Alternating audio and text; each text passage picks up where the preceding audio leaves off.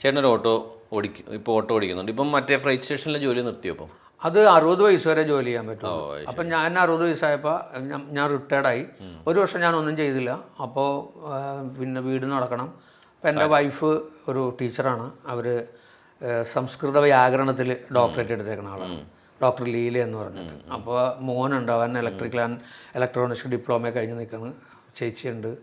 അപ്പോൾ ഒരു സാമാന്യം വലിയൊരു കുടുംബമാണ്. അപ്പം ഞങ്ങൾ ചേച്ചിയും ഞാനും വൈഫും മോനും അങ്ങനെ മാത്രമാണ്. വീട് നടത്തിക്കൊണ്ട് പോകണം. അപ്പോൾ അതുകൊണ്ട് വേറൊരു മാർഗ്ഗമില്ല. അപ്പം ഞാൻ ഈ ലോഡിങ്ങിലേക്ക് വരുന്നതിന് മുമ്പ് ഞാൻ കുറേ കാലം ഓട്ടോ ഓടിച്ചു കാണുന്നതാണ്. അതും ഈ എനിക്ക് നാടകം കളിക്കണം. അന്ന് സിനിമയില്ല. സിനിമ എന്ന് പറഞ്ഞാൽ നമുക്ക് അലർജിയാണ്. നാടകം കളിച്ച് ആകാമെന്ന് തീരുമാനിച്ചു, നല്ലൊരു നടനാകുകയാണ്. അപ്പം പിന്നീടാണ് നമ്മൾ പിന്നെ നമുക്ക് സിനിമയിലേക്ക് വന്നതും ശരിക്കും പറഞ്ഞാൽ സിനിമയിൽ അഭിനയിച്ച് വലിയ നടനായി ഈ അങ്ങനെ വിചാരിച്ചിട്ടല്ല. നമ്മൾ പലപ്പോഴും ചവിട്ടുകളൊക്കെ കിട്ടിയ ഒരാളാണ്. ചവിട്ടുകളെ ചവിട്ട് നല്ല സാമാന്യം ചവിട്ടിപ്പോഴും കിട്ടിക്കൊണ്ടിരുന്നത്. അങ്ങനെ നമ്മൾ ഈ എന്താണ് മാറ്റി നിർത്തപ്പെടുന്ന അങ്ങനെ കുറെ അനുഭവങ്ങൾ അല്ലല്ല എന്താ പറയുക, നമ്മളിങ്ങനെ മാറ്റി നിർത്തൽ. അതെ, അങ്ങനെ ഉണ്ട് ഇതിനകത്ത്. എല്ലായിടത്തും ഉണ്ടാവും. അത് സ്വാഭാവികം മാത്രമാണ്. അപ്പോൾ പിന്നീട് നമുക്ക് തോന്നിയൊരു കാര്യം, ഇപ്പം വിനയ് ഫോർട്ട് നമ്മുടെ ഒരു ചങ്ങാതി, അദ്ദേഹം സിനിമയുടെ വലിയ സംഭവങ്ങളും കാര്യങ്ങളൊക്കെ ആയി. പക്ഷേ വിനയ് ഫോർട്ട് വരുന്നതിനും എത്രയോ കാലം മുമ്പ് നമ്മൾ നാടകം കളിച്ച് തുടങ്ങിയതാണ്.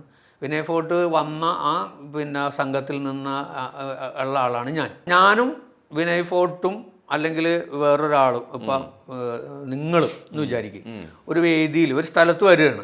അവിടെ വരുമ്പോൾ അവിടെ ആർക്കായിരിക്കും ഏറ്റവും കൂടുതൽ പ്രാധാന്യം? വിനയിക്കായിരിക്കും. കാരണം അയാൾ സിനിമയാണ് അയാളുടെ. പക്ഷെ അയാളേക്കാൾ കൂടുതൽ നമ്മൾ എക്സ്പീരിയൻസ്, നാടകം, ജീവിതം. നാടകം എന്ന് പറഞ്ഞാൽ ജീവിതത്തിൻ്റെ ഭാഗമാണ്. ഞാൻ അങ്ങനെയാണ് നാടകത്തെ കണ്ടിട്ടുള്ളത്. എൻ്റെ ജീവിതത്തിൻ്റെ ഭാഗമാണ് നാടകം. അത് വിദ്യാഭ്യാസത്തിൻ്റെ ഭാഗമെന്നോ അല്ലെങ്കിൽ സാംസ്കാരിക പ്രവർത്തനത്തിൻ്റെ ഭാഗമെന്നോ. കാരണം ഇതൊന്നും ഇൻകമില്ല, തിരിച്ചൊന്നും കിട്ടില്ല. അമേച്വറാണ്, തിരിച്ചൊന്നും കിട്ടില്ല. കൊമേഴ്ഷ്യലാന്ന് പറഞ്ഞാലും അങ്ങനെ നമുക്ക് എത്ര തിരിച്ചു കിട്ടാൻ ഇല്ല.